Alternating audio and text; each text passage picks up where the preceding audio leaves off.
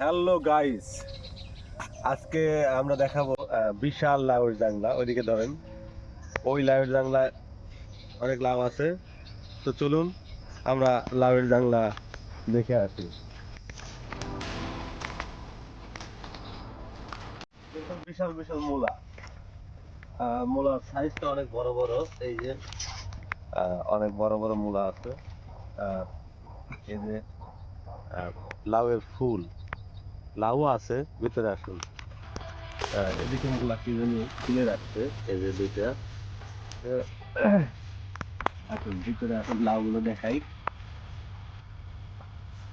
এদিকে আমার শহীদ ভাই আছে, আসতেছে।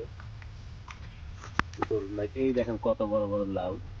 লাউ একটা প্রায় এক হাতের বেশি হবে, তাতে কোনো সমস্যা নেই। আহ এদিকে আসুন, লাউ শাকগুলো দেখে। খুব সাবধানে আসবেন, কারণ খোসা লাগতে পারে। লাউ গাছগুলো কেটে দিয়েছে। এই যে দেখুন লাল শাক, খুব সুন্দর সুন্দর লাল শাক। লাল শাকগুলো একদম লাগলো। আপনারা যদি খেতে চান তাহলে চলে আসবেন। দেখেছেন, ওদিকে বাগুন গাছও আছে, যদিও বাগুন গাছ এগুলো অনেক দূরে আছে। আর আমরা আর একদিন দেখাবো।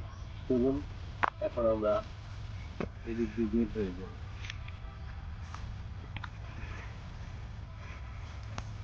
পেঁয়াজের অবস্থা দেখুন, খুব সুন্দর পেঁয়াজ। আসো দেখাই, পেঁয়াজগুলো বড় হয়ে গেছে, দেখছেন?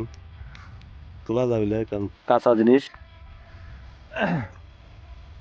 আর পুরা খেতে আন বর্তমান পেঁয়াজ। এদিকে কিছুদিন পরে নতুন পেঁয়াজ লাগানো হবে, এগুলো মুড়ি যদিও কাটা বলে। এগুলো মুড়ি কাটা। পুরোপুরি কিছুদিন পরে আপনাদেরকে দেখাবো। প্রচুর পরিমাণ পেঁয়াজ লাগায় আমাদের এলাকায়, প্রচুর পরিমাণ পেঁয়াজ হয়। মানে পেঁয়াজের আবাদ এই দেশ থেকে প্রায় অর্ধেক পেঁয়াজ সারা বাংলাদেশের সাপ্লাই হয়। তো অবশ্যই সাথে থাকবেন এবং ভিডিওগুলো দেখবেন। আজকের মতন এই পর্যন্তই। ধন্যবাদ।